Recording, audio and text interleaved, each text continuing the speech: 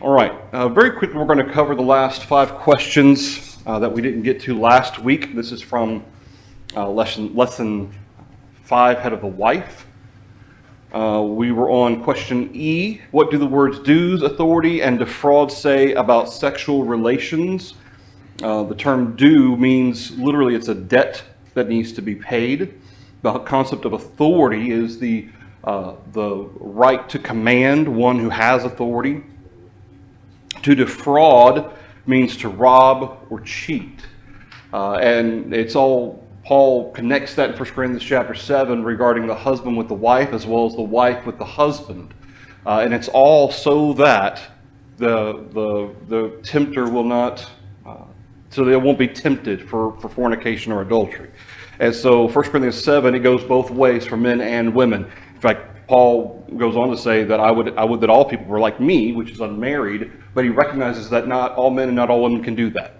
And so whether it's for because of the sexual issue or for any other companionship issue or whatever, Paul says in that case, and he then gives directions on how to handle that situation. Under F, should men seek the pleasure of their wives? Yes. In fact, is this type of pleasure and relationship, is it good and holy, or is it simply made okay because I'm married? It's good and holy. Okay, this is the way God has given men and women to be able to enjoy the sexual relationship. It is man that takes it and then perverts it into what it ought not to be. This is the only relationship in which the sexual relationship is approved by God, and the only relationship for which it is designed by God. How might they damage their wives emotionally through sex? And of course, Elliot, he talks about not treating the wife as if that's all that she's there to do, as if she's only there for sex, and vice versa, for that matter as well. But generally speaking, that would certainly apply to men towards women, especially in our society, as different people view women a certain way as objects and things like that. Under G, list and discuss ways husbands can meet their wives' social needs. Specify one reason she has this need from him. And L.A. talks about, there's several different examples, specific examples that he brings up, but basically making time for her, recognizing the work that she does, being an outlet for her, because he points out if she's spending most of the time with children, especially if they're young and they're little, and she has no outlet to be able to have an adult conversation, that can be that can really wear on someone after a while. And so the idea here is that being able to be that outlet, that companionship for her, just as she is for him. And then in conclusion, summarize ways husbands can practice the rule of love. That goes back to the examples that he brings up in Ephesians chapter 5, as well as what we can draw from 1 Corinthians 13 and from other places like 1 Peter chapter 3. Put the wife first. Consider how Christ loved the church. Remember how that in 1 Peter chapter 5, elders who have authority that God has given them over the church to rule over each congregation, they're not to use that authority with the attitude of lording over others. In other words, they're not to flaunt that authority or to abuse that authority. And certainly that's something that's important to remember as husbands, how they can practice the rule of love is how Christ rules the church. And through that, being one of service. Remember, Jesus says that he came not to be served, but to serve. And then under B, summarize ways that he can violate it. It's the exact opposite of that. Instead of putting the wife first, he puts himself first. She's secondary or even further down the list. Instead of considering Christ in relationship to the church, he considers maybe the way his parents' marriage worked or his grandparents' marriage worked, especially if it wasn't a healthy relationship.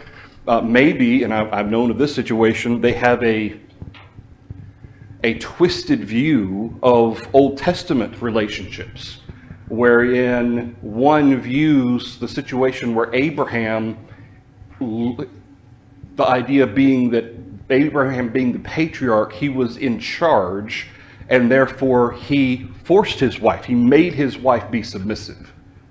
Do we ever see that example in the Old Testament? Did Abraham ever force Sarah to call him Lord, for instance? No. Okay. But there is this twisted view out there, even among some Christians, that the Old Testament version, whether you want to call it under the patriarchal law or the Mosaical law, had the husband as role of dictator in every area of his wife's life. And that she basically couldn't do anything without his say-so. And that's not the way that we see that relationship being shown in the Old Testament, or much more the New Testament. All right, anything else through lesson 6? I'm sorry, lesson 5. Okay. One of the points that he makes in the conclusion here, he says the rule of a husband over his wife is a solemn and exacting role assigned by God. It calls for men, real men, who seek to measure up to the love and compassion that Christ had for the church. What is not needed are totalitarian dictators who revel in their authority, who boast of manliness that tramples mercilessly upon weaker vessels, who rule with iron fists to the emotional destruction of loving companions, and who lay down heavy burdens to the hurt of fragile and delicate helpmates. A wife and family need a man who rules out of love, who rejoices in the wife of his youth, who honors her as a worthy mate, who understands her as a person with needs, and who sets her happiness above his desires. I thought that was incredibly well worded, kind of showing that contrast, the way some relationships may be even today, and certainly maybe have been in the past as well, and how some people may view what the husband-wife relationship should be. And yet, one of the areas of this is being comfortable in that role, but also acknowledging that this is a responsibility that God has given, both on the husband's side and the wife towards the husband. Recognizing that this isn't just something, God has given him kind of this ability to just kind of skate through our relationship. That is not at all what the situation is. And as we're going to go on to talk about tonight, being in subjection, that's important to remember as well. Anything through that? All right. So going on to lesson 6, be in subjection. I appreciate the fact that the very first thing that LA does is he covers what that term means, because in a lot of people's minds, when you use the word submission or subjection, all of a sudden people get really upset or really defensive, or they start picturing, and in fact this goes to question 1, what images does the word subjection conjure up among people in the world? Not necessarily all the time, but sometimes. Slavery. Second class. Inferior. Inequality. Does the term have anything to do with any of that? No. What does, or why does subjection say nothing about ability per se? What does it speak to? Nothing to do with God's design relationship. Okay, it has everything to do with God's design in the relationship. It speaks to the functions and responsibilities in those roles only. It doesn't say who's smarter. It doesn't say who's physically stronger, because that certainly isn't always true either. And in fact, the term weaker vessel, we've mentioned this before in 1 Peter chapter 3, that term is acknowledging the position that the wife has put herself in being in submission. That's how she's weaker. It has nothing to do with being mentally, emotionally, physically, or anything else weaker than men are. Now, having said that, understanding as well that there is authority there, and we can't shy away from that fact that there is authority in the concept of yielding submission. Okay, that you're acknowledging authority of. Okay, so it's not to apologize or in any way to sugarcoat the fact that the Bible makes no bones about the fact that the term submission or subjection, it is the same term that we are unto Christ. Therefore, there is acknowledgement of one who is the head, one who is the authority. Now, illustrate your answer in the business world. What did LA bring up? Okay, an employer to an employee, or a boss to an employee. Just because there's a boss whose role is to supervise or to be over maybe a group of employees, does that necessarily mean that that boss is smarter than those employees? Or physically stronger? It's simply assigning a role or a duty of supervision. Generally, that role is assigned based on seniority or based on training, based on skills. But regardless, that role is simply assigning responsibility and who is answering to whom. Really, ultimately, is what that boils down to in terms of that role. And so to take from it anything more than that is to go beyond what God has designed. Anything through A. Under B, who assigned woman this role and how does its value compare to a career? All right, God designed it and assigned it.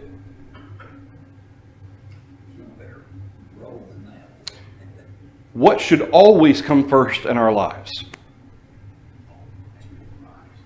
Everything that God has told us, everything that's serving Christ, that should be the first priority. Okay? That being the case, anything that God assigns, does that mean therefore it is by its nature more important than anything else?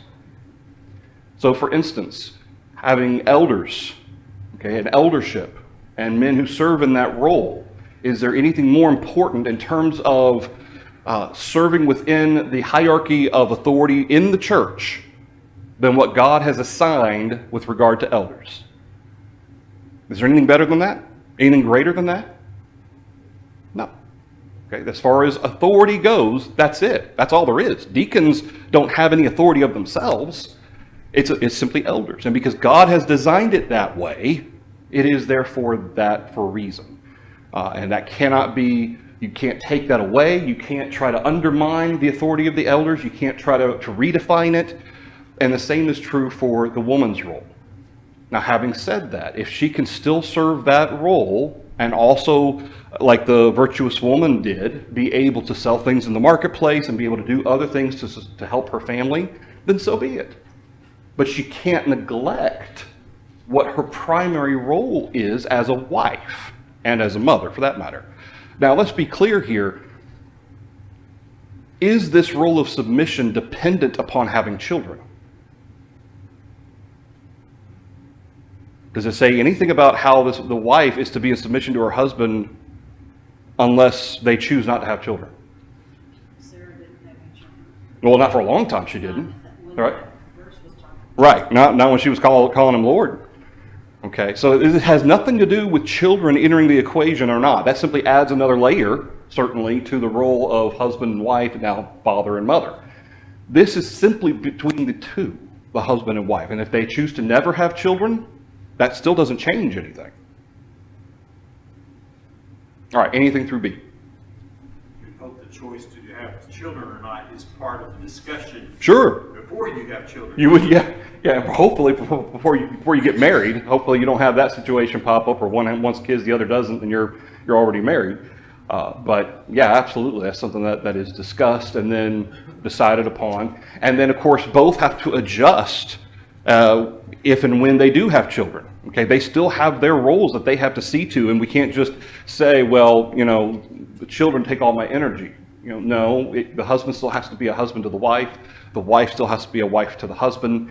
And just because children have entered the equation, now that may increase the need for understanding and patience and being able to communicate, obviously, but the necessity of maintaining those roles and continuing in the way that God has designed them continues to exist even if 10 children enter the equation. Anything else through B? All right. So he goes on to talk about the basis of subjection. From 1 Corinthians chapter 11 and in verse 3, what is the divine order of authority? Christ is the head, ultimately, of all of us, right? Christ is the head. What does Jesus say in Matthew 28? Power is given unto me. All power, all authority has been given to me in heaven and on earth. Okay, so that the head of every man is Christ, and to be clear, spiritually speaking, the head of every woman is Christ as well, spiritually, in terms of who ultimately she's going to answer to. But the head in terms of authority as God has created it in this world, the head of every man is Christ, and the head of every woman is what? Man. Okay, and that's not necessarily dependent upon married either. That's simply the order that God has established, and then being specifically applied to marriage is one example of that. Certainly in the church as well. Who are to take the roles in public service? The men are. And what are the women's roles in worship? What does Paul tell the women in 1 Corinthians 14? To be silent in the church. Okay, so there is a role there. Even though we are the same, there is no Jew or Gentile, there is no male or female in Christ in terms of the Spirit. There are gender roles both in relationships as well as in the church as well. In fact, Paul breaks that down for Timothy when he explains to Timothy, is that 2 Timothy chapter 2? I'm trying to remember, maybe. Anyway, he talks about acknowledging the older men, acknowledging the younger men, acknowledging the older women and the younger women, and then he talks about him as well. He talks about Timothy as well. Yeah, no. I just said this further illustrated for us, the very last phrase of that verse, the head of Christ is God. Absolutely. And yet, Philippians 2, he thought not robbery, he's equal with God, so it wasn't talent, ability, No. any of that, role. Role. And that's the key component to that. Jesus, even when he was on earth, he referred to God as his Father. Okay, the Father as the Father. Not that Jesus was created by the Father, but that that's the role that the Father serves. He is the head over all ultimately. In fact, 1 Corinthians chapter 15, what is even Jesus going to do with the kingdom after judgment? He's going to give it back to the Father. All right. B, state 2 reasons why God has put this in place. And there may be more that God has that he hasn't revealed, but these are at least 2. Okay, so woman was created second. Okay, man was created first, and woman was created for man. She was deceived. Yeah, she was deceived. Adam wasn't. She sinned, and then, if you want to say influenced or encouraged or whatever, Adam to sin, and he sinned. Okay, so for those 2 reasons, the fact that Adam was created first, and of course woman was created for man, and then Eve sinned. Eve deceived, or was deceived, and then Adam sinned. All right. Under wives, be in subjection. What is the place of in-laws after marriage?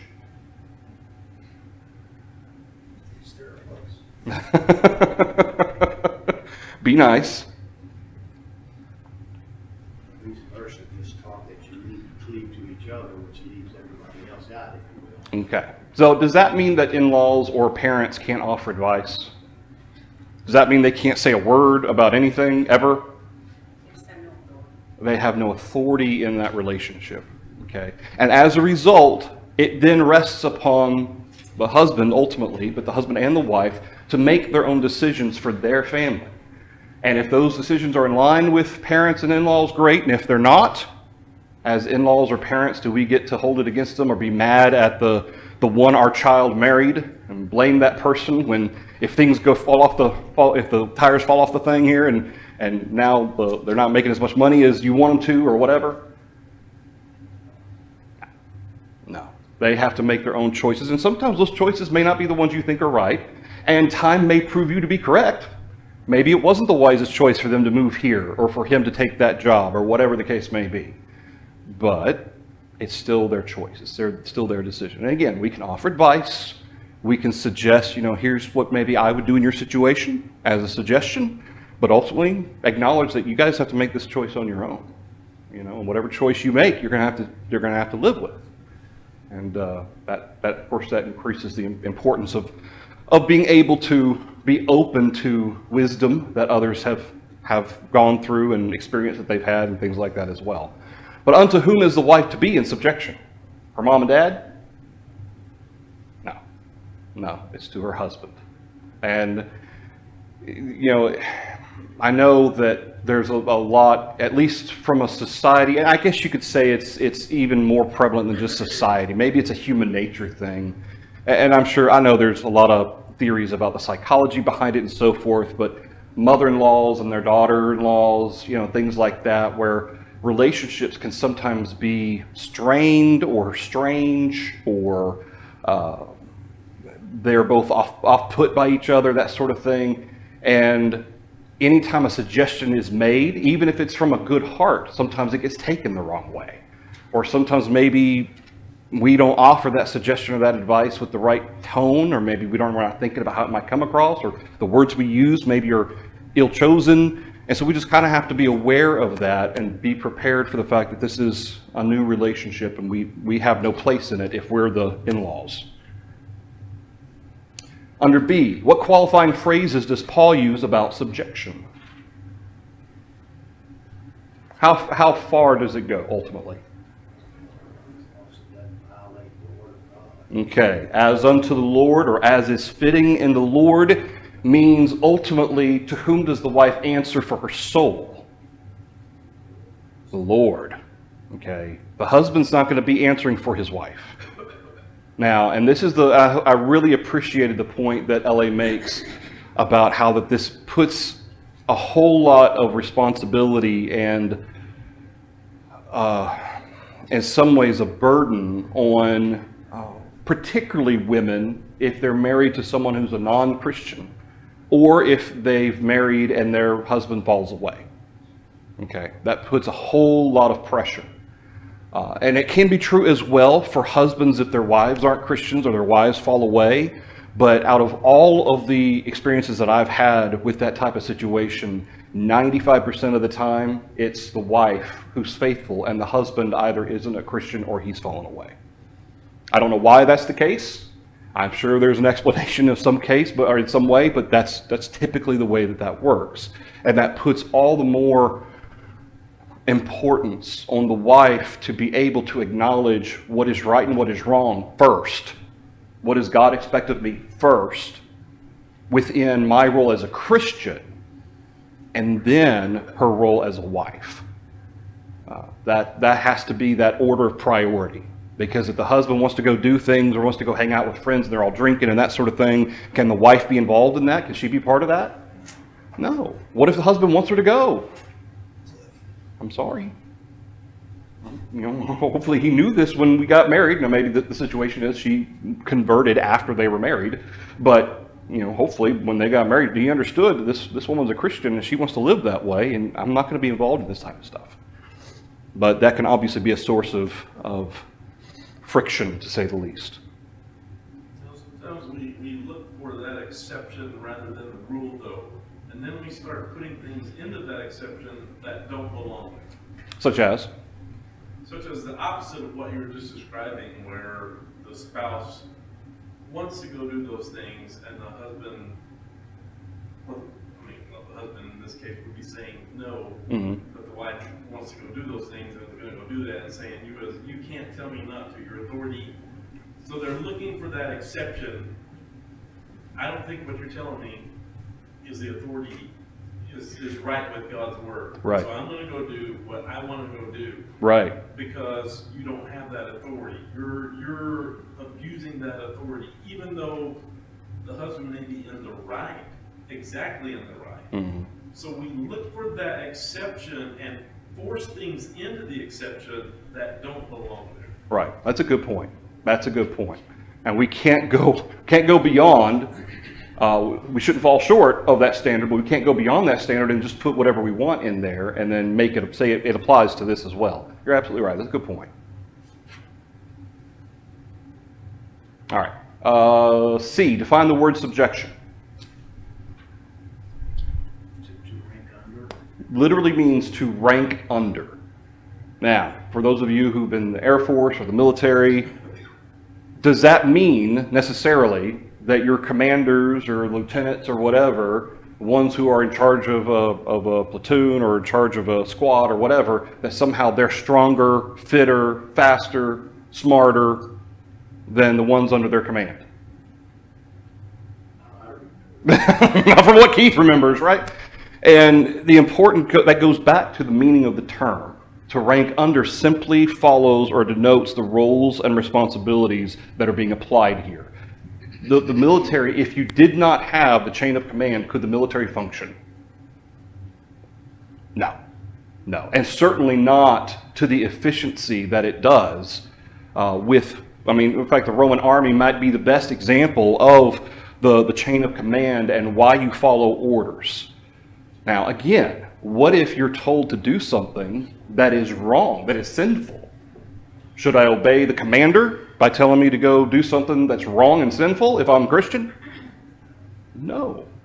Okay, now, but again, that's part of that acknowledging right and wrong and then saying, okay, I have to be, I still have to be respectful, especially in the roles that God has given us as husbands and wives.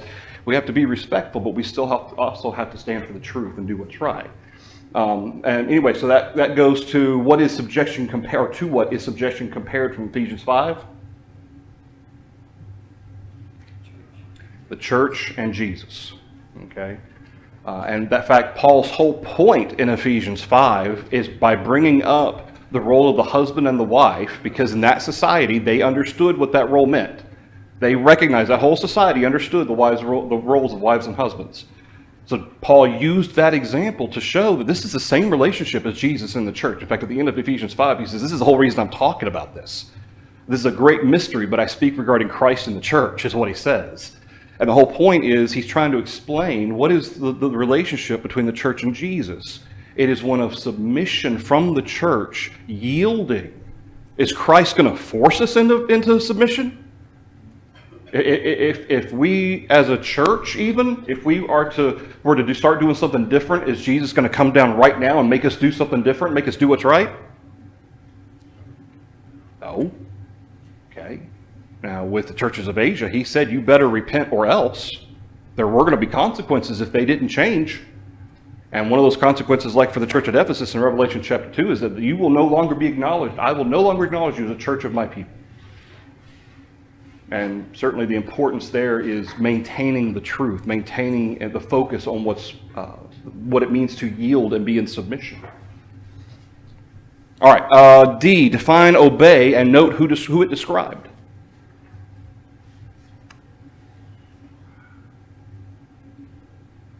Bring oneself under what is heard.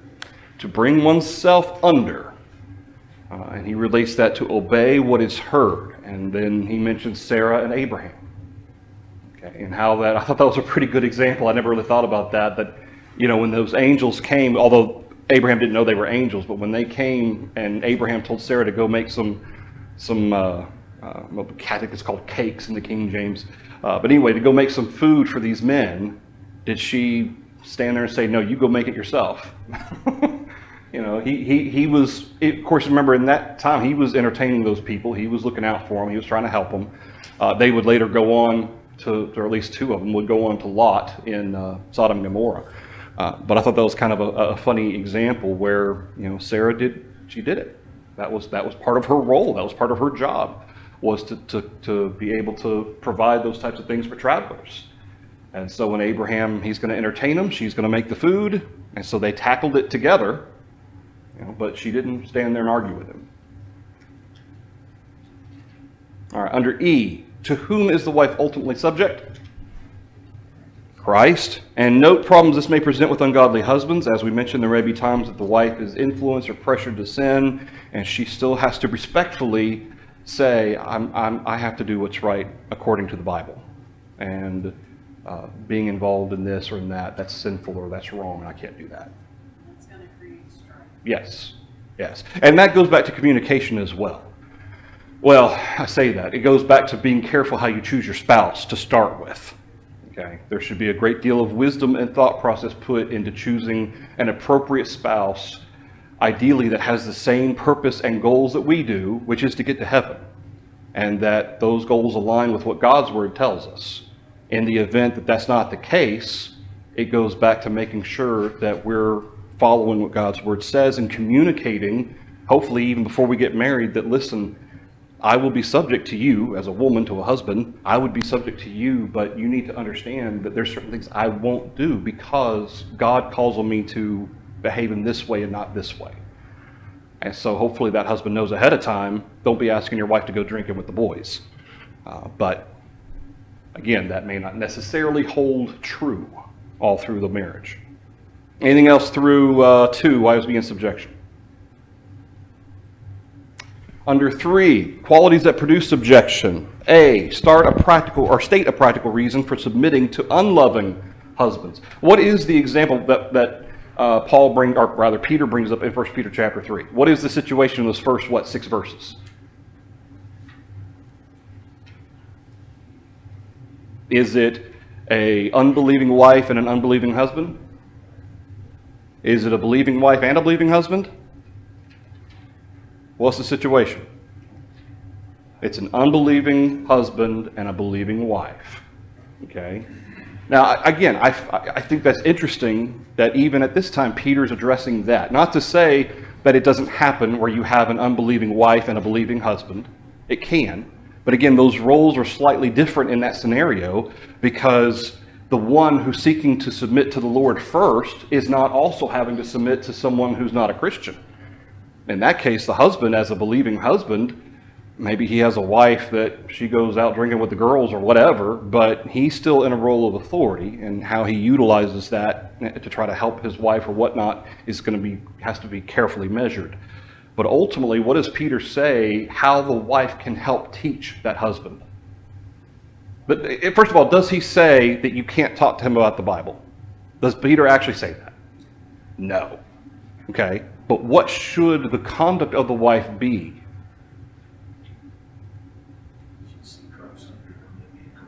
Okay, we talk about letting our light shine, right? Basically what Peter says is let your light shine so that he can see the gospel living in you.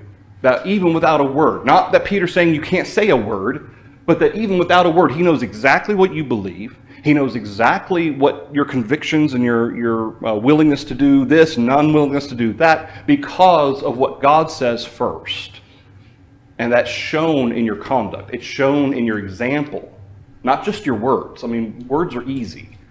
But how you then practice those words, how you apply them in your life, that really determines if you truly believe or not.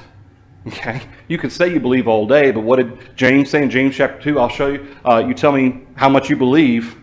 Show that to me without your works. I'll show you my faith by my works. Okay, you put it into practice in your life. That's a believer. That's why he goes on to talk about doers of the word, not hearers only, deceiving ourselves. All right. Anything through A? Oh, so anyway, going back to stating a practical reason for submitting to unloving husbands. What's the practical reason? You can influence them to bring them to Christ. You can. Why do you think he used that term unloving versus like disobedient or non-Christian? Because he's trying to associate that. It's an extreme example. He's using that to talk about those servants who had unfaithful and unbelieving masters, for instance, those who are harsh. And LA uses that example even in the extreme. Let's say you have a husband who's mean and he's selfish. All the words, I just wonder. Yeah, Interesting. well, I think it goes back to a lot of even reasons sometimes among women in the church. Idea, if my husband isn't what he's supposed to be to me, I don't have to be what I'm supposed to be to him. Okay? Well, if my husband isn't being what he should be to me, and he's not a Christian, well, why should I do anything for him? And this goes back to as unto the Lord, right? This role is my role, not because my husband says so, but because who says so? God. God says so.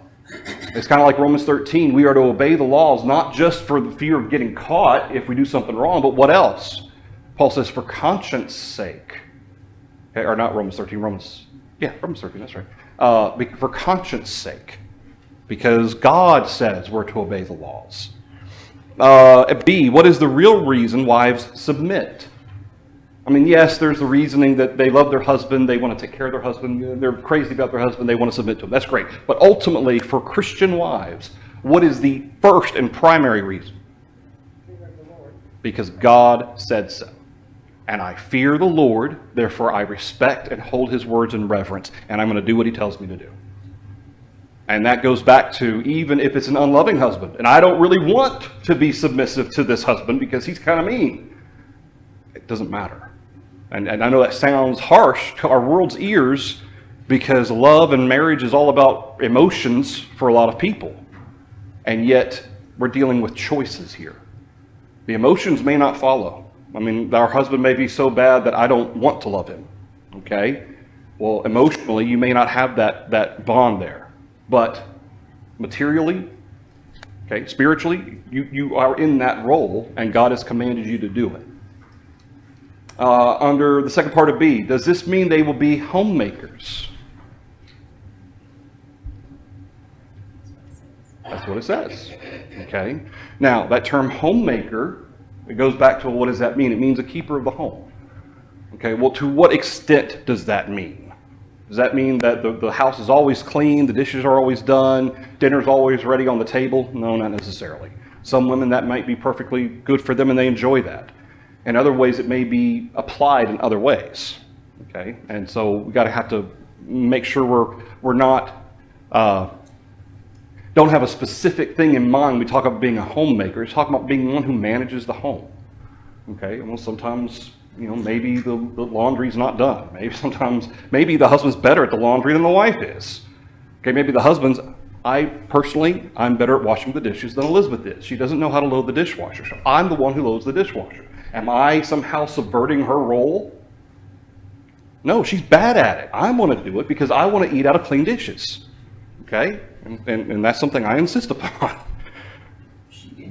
No, she's not here. That's why I talk about that. All right. And that's because God says so. Yep. All right. So under C, what is a godly woman's attitude about her husband? She fears her husband's role. That's what the term fear means. I know LA mentions reverence and respect. Yes, that is true. But as Vines points out, it is phobeo. That's the term phobos or phobeo here. And it means fear.